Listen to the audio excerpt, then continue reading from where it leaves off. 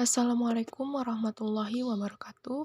Saya Nanda Tria Ramadhani dari Prodi Administrasi Publik kelas sore Universitas Juanda Bogor akan menjelaskan sedikit materi tentang masyarakat sipil atau civil society, kelompok kepentingan dan kelompok penekan dalam mata kuliah pengantar ilmu politik.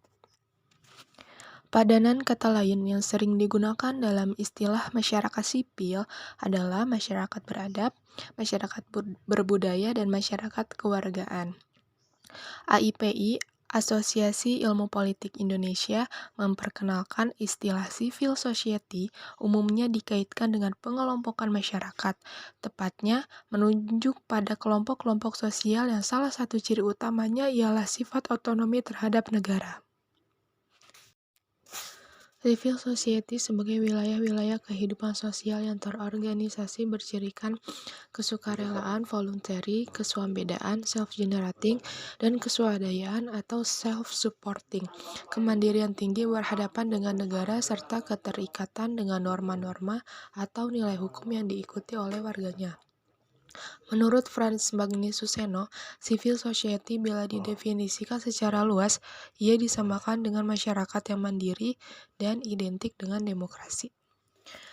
Dalam sebuah negara yang demokratis, ruang publik dibangun dengan melibatkan civil society secara aktif karena ruang publik perlu menjamin berlangsungnya perilaku, tindakan, dan refleksi mandiri dari masyarakat sipil. Selanjutnya ada kelompok kepentingan. Kelompok kepentingan adalah suatu perkumpulan dari sekelompok manusia yang mengadakan persekutuan dengan adanya dorongan, kepentingan, tujuan, dan keinginan yang sama. Contohnya seperti organisasi massa, kelompok daerah asal, dan paguyuban masyarakat tertentu.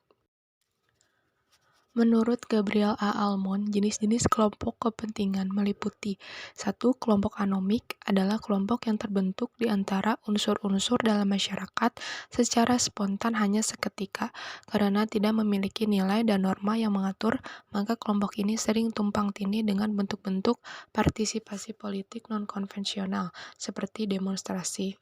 Yang kedua ada kelompok non-asosiasional adalah kelompok yang termasuk kategori kelompok masyarakat awam atau belum maju dan tidak terorganisir rapi, serta kegiatannya bersifat temporer. Wujud kelompok ini adalah keluarga, paguyuban suku, keturunan, etnik, dan lain-lain. Yang ketiga ada kelompok asosiasional, yaitu kelompok yang terbentuk dari masyarakat dengan fungsi untuk mengartikulasi kepentingan anggotanya kepada pemerintah atau lembaga lainnya. Contohnya Serikat Buruh, Kadin, MUI, dan lain-lain. Yang terakhir ada kelompok institusional, yaitu kelompok formal yang memiliki struktur, visi, misi, tugas, fungsi, serta sebagai artikulasi kepentingan. Contohnya partai politik. Berikutnya adalah kelompok penekan. Kelompok penekan adalah sebuah organisasi yang terdiri dari sekelompok individu yang bergabung karena adanya tujuan yang sama dengan aktivitas memberikan tekanan kepada pemerintah agar keinginannya dapat terrealisasikan. Contoh dari kelompok penekan itu sendiri adalah antara lain Lembaga Swadaya Masyarakat atau LSM, Organisasi Kepemudaan, dan Organisasi Pembela Hukum dan HAM. Kelompok penekan dan opini publik.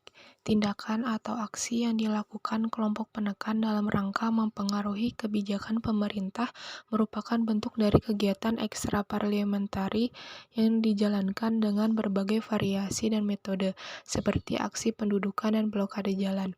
Aksi yang dilakukan dalam rangka membangun opini publik sehingga muncul perhatian dari masyarakat umum dan pemerintah atas tuntutan yang mereka perjuangkan.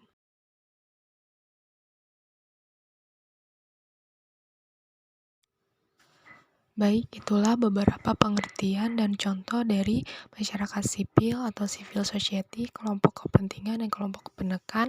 Mudah-mudahan apa yang saya sampaikan dapat bermanfaat bagi kita semua. Kurang lebihnya mohon maaf. Wassalamualaikum warahmatullahi wabarakatuh.